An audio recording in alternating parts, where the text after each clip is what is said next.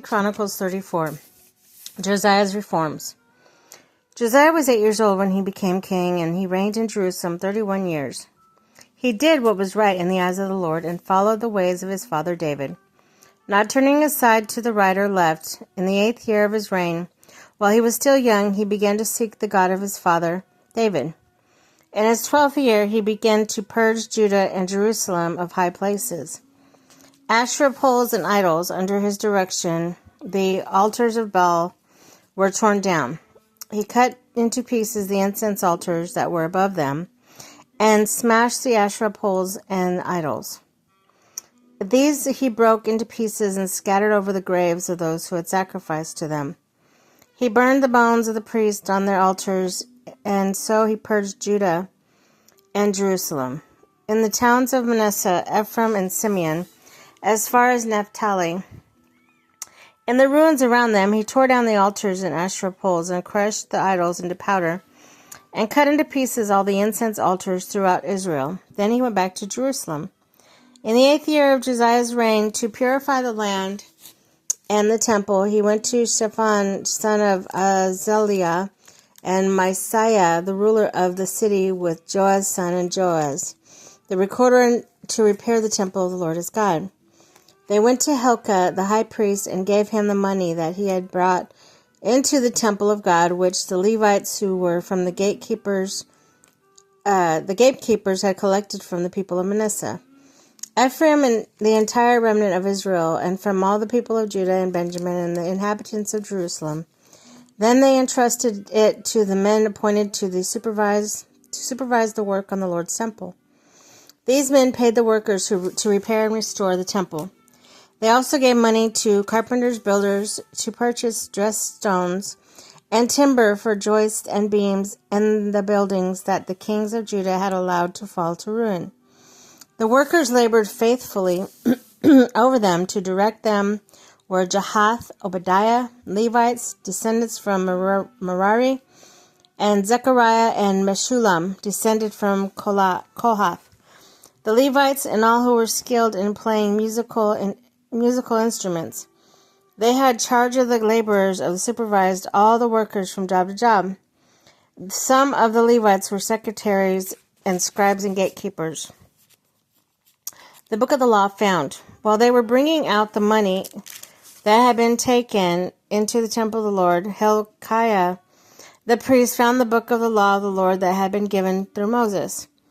Hilkiah said to Shaphan the secretary, I have found the book of the law in the temple of the Lord. He gave it to Shaphan. Then Shaphan took the book of the king and reported it to him. Your officials are doing everything that has been committed to them. They have paid out the money that was in the temple of the Lord and have entrusted it to the supervisor's workers. Then Shaphan the secretary informed the king, Hilkiah the priest has given me a book. And Shaphan read it from the presence of the kings. When the king heard these words of the law, he tore his robes. He gave the orders of Hilkiah, Ahikam, and son of Shaphan, Abdon, son of Micah, Shaphan the secretary, and Isaiah the king's attendant, go and inquire of the Lord for me and for the remnant in Israel and Judah about what is written in this book that has been found. Great is the Lord's anger that is poured out on us, because those who have gone before us have not kept the word of the Lord. They have not acted in accordance with all that is written in this book. Hilkiah and those kings had sent with him went to speak of the prophet Huldah, who was the wife of Shallum, son of Tokhath, the son of Hashra, keeper of the wardrobe. She lived in Jerusalem and in the new quarter. She said to them, This is what the Lord, the God of Israel, says. Tell the man who sent you to me. This is what the Lord says. I am going to bring disaster on this place and its people, all the curses written in the book that has been read, in the presence of the king of Judah, because they have forsaken me and burned incense to other gods and aroused my anger by all their hands have made.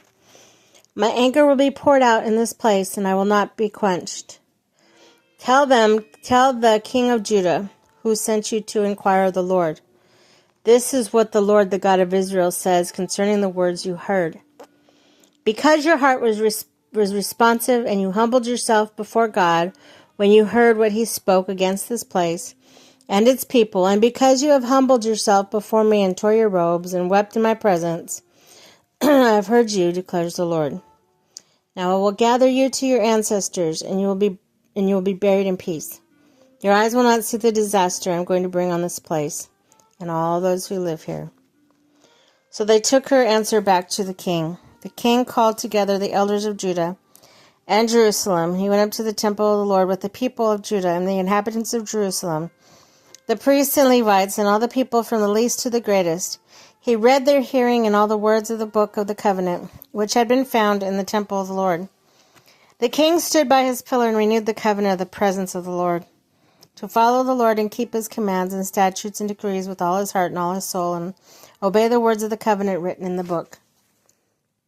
Then he had everyone in Jerusalem and Benjamin pledge themselves. The people of Jerusalem did this in accordance with the covenant of God, the God of their ancestors. Josiah removed all the detestable idols from all the territory belonging to the Israelites, and he had all who were present in Israel serve the Lord their God as long as he lived.